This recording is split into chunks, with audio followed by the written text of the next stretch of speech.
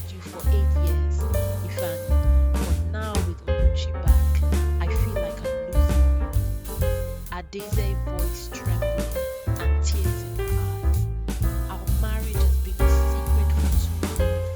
We did it to fulfill your grandfather's dying wish. But what happens now? She asked. Adaeze, I never expected my past to come back like this. I didn't want to hurt you, said Ifeanyi, looking conflicted. Imagine being secretly married to the love of your life, only to have your world shaken by unexpected revelations and old flames. Will Adaeze and Ifeanyi's love endure the trials ahead? Stay tuned to uncover the twists and turns of their incredible journey. In the bustling, vibrant, modern cityscape of Lagos, live Adaeze Nwankwo, a woman whose world is turned upside down by unexpected news and hidden secrets, from secret marriage to unexpected reunions. Adaeze Nwankwo stood in her apartment's small kitchen, staring blankly at the medical report in her hands. The world swam before her eyes as she tried to process the doctor's announcement from that afternoon. Congratulations, you are going to be a mom. Her heart was pounding with a mixture of excitement and anxiety. Her thoughts were interrupted by a gentle pinch on her arm. Come back to her.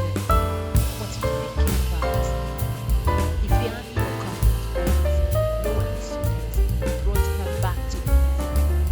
Ifeanyi, her husband, and the president of the Okafor group had a way of grounding her, even when her mind was miles away. Their marriage was a secret, one they had kept for 2 years. It had all started when Ifeanyi's grandfather fell gravely ill.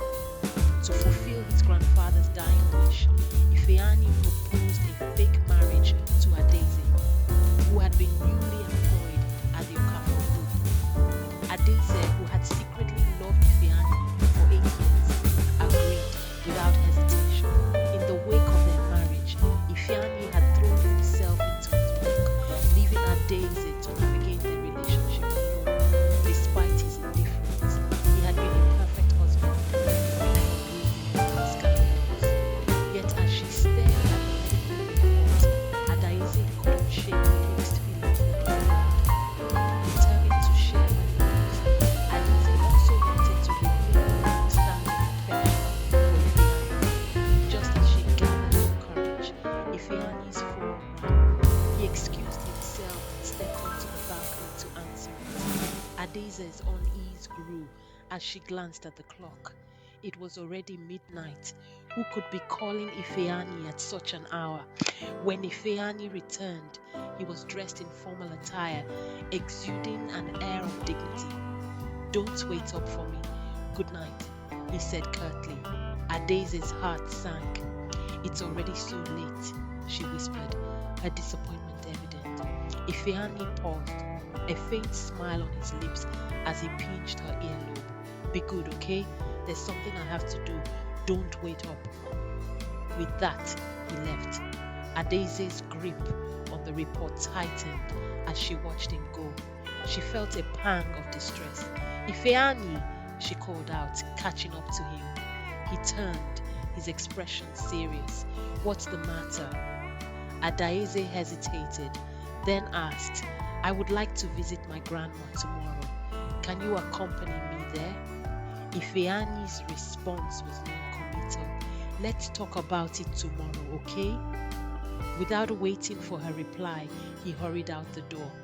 Adaeze spent the night tossing and turning, unable to shake the unease that gnawed at her. She made herself a warm glass of milk to calm her nerves. As she scrolled through notifications on her phone, a familiar name caught her eye. The news article read, famous designer Oluchi Obi was spotted at the airport with her mysterious boyfriend earlier today. The man in the picture, though his figure was vague, had an unmistakable outline. Adaeze's heart dropped. Ifeanyi was the man in the picture. So he had cancelled the afternoon meeting to pick up his ex-girlfriend from the airport. The realization settled like a boulder in Adize's gut. Her hands trembled as she dialed Ifeanyi's number. The dial tone brought her back to her senses. Just as she was about to hang up, the line connected and a gentle woman's voice answered. "Hello?" Adize froze, her heart pounding. She threw the phone aside and rushed to the bathroom, her stomach churning. She retched over the toilet, her mind a whirlwind of emotions. The next morning, Adize went to work as usual. Despite Ifeanyi's attempts to get her to stop working after their marriage, she had insisted on making her own money. She worked as his assistant, handling daily chores, while the head assistant, Chinedu Uzoigwu, managed major affairs. Chinedu was the only employee who knew about their marriage. Adize's employment as Ifeanyi's assistant had broken the company's protocol of hiring only male assistants for the president's office. This had sparked speculation among her colleagues, but Ifeanyi's indifferent treatment of her quelled most rumors, although it also fueled disdain. A colleague handed Adize a document and instructed her to take it to Ifeanyi's office. She hadn't slept a wink, her mind plagued by thoughts of the woman who had answered Ifeanyi's phone. Who was she, and what was her relationship with Ifeanyi? Adize pressed the elevator button and went up to the president's office. She smoothed her hair, trying to maintain her composure. As she approached the office, she heard a man's voice. She halted, her heart pounding. "Come on, man. Do you have any feelings for Adize or not?" It was Obinna Ace, Ifeanyi's childhood friend. Ifeanyi's response was cold. "What do you mean exactly?" "You know exactly what I mean." Obinna clicked his tongue impatiently. "I think Adize is a good girl. Isn't she your type? Do you want me to hand her over to you?" Ifeanyi asked carelessly. "You know what? Forget it." Obinna's scornful laughter echoed in Adize's ears. They were talking about her as if she were an object. Adize took a deep breath, tightening her grip on the document. She heard Obinna again. "By the way, I saw the gossip news about Oluchi's mysterious boyfriend this morning. That was you, right?" "Yes." Well, that woman still has you wrapped around her little finger. You always want to please her." Obinna's words were like daggers to Adize's heart. Her face turned pale and her body felt as cold as ice. The woman was indeed Oluchi. Absence makes the heart grow fonder. Every word was a knife twisting in her heart. She felt lightheaded and her vision blurred. She steadied herself against the wall and took a step back. Suddenly the door opened. Adize stood frozen, her heart pounding in her chest as Ifeanyi's voice broke through her fog of emotions. She looked up to see him standing in the doorway, his expression a mix of surprise and concern. "Adize, what are you doing here?" he asked, stepping closer. She struggled to find her voice, her mind racing with everything she had overheard. I needed to give you this," she stammered, holding out the document. Ifeanyi took the document from her, his eyes searching hers. "Are you okay? You look pale." Adize forced a smile, trying to hide the turmoil inside her. "I'm fine, just a bit tired." Ifeanyi nodded, though his gaze lingered on her for a moment longer. "You should rest. We'll talk later." Adize nodded and turned to leave, her mind a whirlwind of thoughts. As she walked away, she couldn't help but replay the conversation she had overheard. Ifeanyi's cold indifference, Obinna's teasing, and the mention of Oluchi, all of it gnawed at her. When she reached her desk, Chinedu Usugu approached her, his expression concerned. "Adeze, are you alright? You look a bit off." She forced another smile. "I'm fine, Chinedu, just a lot on my mind." Chinedu nodded, though his worry was evident. "If you need anything, just let me know." Adeze thanked him and tried to focus on her work, but her thoughts kept drifting back to Feyani and Oluchi. She needed answers, but she wasn't sure if she was ready to face the truth. That evening, Adeze returned home, her heart heavy with anticipation. She waited for Ifeanyi, hoping he would come home early so they could talk. But as the hours passed, her hope dwindled. It was late when Ifeanyi finally walked through the door. He looked tired, but there was a certain determination in his eyes. Adeze took a deep breath and approached him. "Ifeanyi, we need to talk," she said, her voice steady despite the anxiety gnawing at her. He looked at her, his expression unreadable. "All right, what is it?" Adeze hesitated, then plunged ahead. "I saw the news today about you and Oluchi." Ifeanyi's eyes widened slightly, but he remained silent, waiting for her to continue. "Why didn't you tell me?" she asked, her voice trembling. "Why did I have to find out like this?" Ifeanyi sighed, running a hand through his hair. "Adeze, it's complicated." "Complicated?" she repeated, a bitter laugh escaping her. "We've been married for 2 years. Ifeanyi, you owe me an explanation." He looked away, his jaw tightening. "Oluchi and I have a history. We were together before and things ended badly. When I heard she was back in town, I didn't know how to tell you." Adeze's heart ached at his words. "So you just decided to keep it from me? To go behind my back?" Ifeanyi's eyes flashed with frustration. "It wasn't like that, Adeze. I didn't want to hurt you." "But you did," she said softly, tears welling up in her eyes. "You did hurt me, Ifeanyi." He reached out to her, but she stepped back, her heart breaking. "I need some time," she whispered, turning away. Ifeanyi watched her go, his expression pained. The next few days were a blur for Adeze. She went through the motions of her daily routine, but her mind was elsewhere. The revelation about Ifeanyi and Oluchi had shaken her to her core. She couldn't stop thinking about the woman who had answered Ifeanyi's phone that night and the implications of their relationship.